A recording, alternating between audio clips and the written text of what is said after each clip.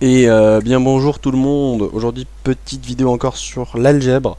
Donc la dernière fois on avait fait groupe, anneau, corps, espace vectoriel. Donc là on va le laisser un peu de côté pour vous reposer un peu. On va faire des morphismes.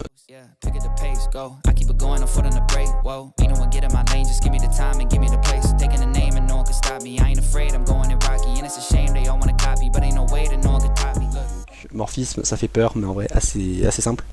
En fait, je voulais le présenter à la base en même temps que les groupes, parce que en fait, quand on parle de groupe, on va pouvoir parler de morphisme de groupe. Quand on introduit les anneaux, on peut parler ensuite de morphisme d'anneaux.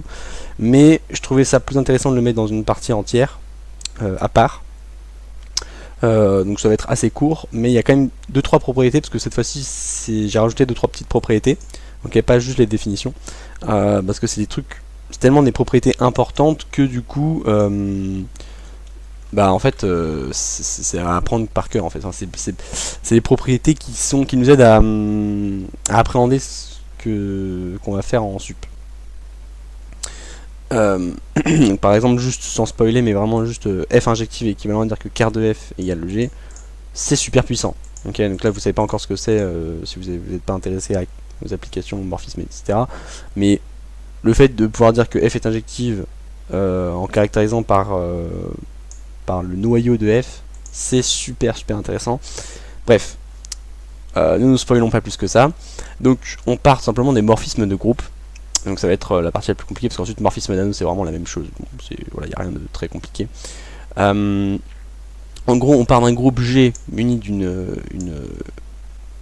composition, enfin une loi de composition interne, pardon, étoile, et un autre groupe H qui est muni d'une autre loi de composition interne qui est différente, hein, enfin elle peut être différente, et je vais la noter, on va dire rond étoile, on va dire à l'oral, c'est ça. Okay, et du coup j'ai une application qui va de G dans H. Et donc le morphisme de groupe, c'est très pratique, c'est que je voudrais que quand je compose F, enfin je compose X étoile Y par F, je puisse séparer les X et les Y. C'est-à-dire F de X étoile Y, c'est F de X, rond étoile, F de Y. Voilà. C'est la seule chose que je veux. C'est la définition du morphisme de groupe. Et du coup, c'est très pratique, parce que du coup, bah, ça me permet de séparer, ça me permet d'avoir des petites notions ici. Et encore des petites notions, enfin, voilà, c'est quand même très, c'est assez puissant, ces petites propriétés qu'on va avoir. Mais la règle à la base est très simple. C'est pour ça que c'est intéressant. Okay. Et du coup ça permet d'introduire le noyau de f et l'image de f. Donc l'image de f globalement c'est toujours la même chose, hein. C'est pas que c'est pas que pour les morphismes de groupe.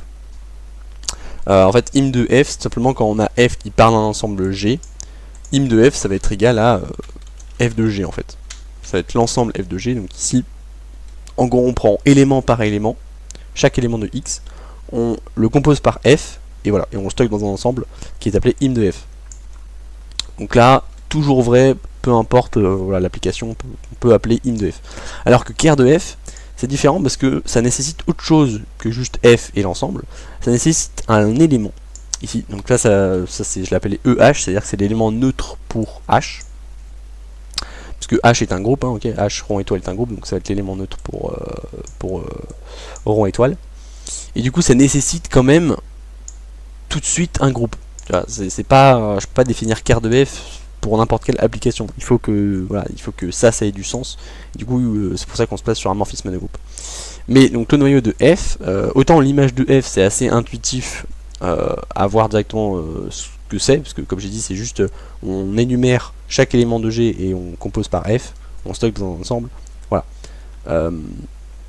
Quart de f, c'est plus abstrait que ça, puisque le noyau a priori, bon, c'est assez bizarre de parler de noyau, mais du coup c'est l'ensemble des éléments qui s'envoient sur l'élément neutre. Ok, donc ça c'est, je pourrais pas vous dire grand chose sur le noyau, il y a certainement plein de trucs à dire, mais bon, en gros ce qu'on va voir ici c'est plutôt que, comme je disais tout à l'heure, f est injective, équivalent à dire que le seul élément s'envoie sur EH par F, c'est EG. Okay.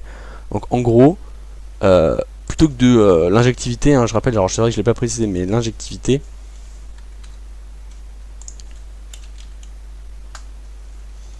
c'est quand on a des éléments ici, donc imaginons que ça c'est les éléments de G, ils s'envoient sur des éléments de H, il faut qu'il n'y ait aucune collision. Ok. Donc il faut qu'il n'y ait aucun élément, enfin il n'y a aucun élément de G qui s'envoie sur le même élément de H. Ok, donc là j'ai G, là j'ai H.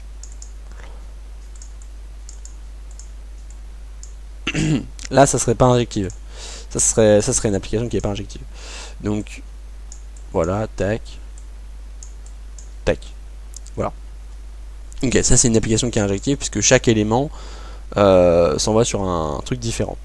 Et du coup, pour prouver, quand on a un morphisme de groupe, pour prouver que tous les éléments sont 2 à 2, s'envoient sur des images différentes, le seul truc qu'il y a à faire, c'est juste de prouver que l'élément neutre EG s'envoie sur EH, enfin ça c'est toujours vrai, mais qu'il n'y a que lui. Et ça c'est stylé. Il suffit juste de prouver l'injectivité par rapport à EH, pour prouver l'injectivité pour tous les autres éléments. Et donc ça va être quelque chose de super important pour les applications linéaires, etc. Donc ça vous le verrez plus tard. Mais le fait que car de f soit réduit à l'élément neutre, c'est super important. Et ensuite on a 2-3 trucs qui sont assez intuitifs, donc c'est pour ça que je dis c'est assez simple, parce que ça se comporte comme on voudrait que ça se comporte. C'est que quand on prend f de x-1, c'est tout simplement f de x le tout moins 1. C'est assez, enfin, c'est basique, mais voilà, ça se comporte bien. Là je l'ai dit, donc f de l'élément neutre pour G, c'est l'élément neutre pour H. Les sous-groupes de G, j'en ai pas parlé des sous-groupes, mais en vrai c'est assez intuitif, hein, c'est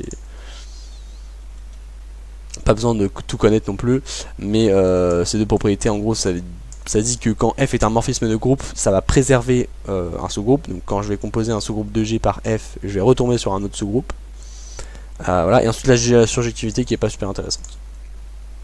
Voilà, donc ça c'est pour morphisme de groupe. Bravo, vous avez tout fait, parce que maintenant morphisme d'anneau ça va être la même chose, c'est juste que comme pour un anneau, je vous rappelle, il y a deux lois ici. Du coup, je vais vérifier ces deux égalités là. Donc quand je compose x plus y, j'applique f, j'aimerais pouvoir séparer le x et le y, et pareil pour fois. Ok. Il y a juste, pardon, une autre condition, parce qu'elle n'est pas toujours vérifiée celle-là, c'est que l'élément neutre pour fois, pour la loi fois, il est relié à l'élément neutre pour fois, mais à celui de b. Bon, f de 1a égale 1b, quoi. Et du coup, la même chose que tout à l'heure, car de f, bah en fait, c'est l'ensemble des éléments qui s'envoient sur 0, b.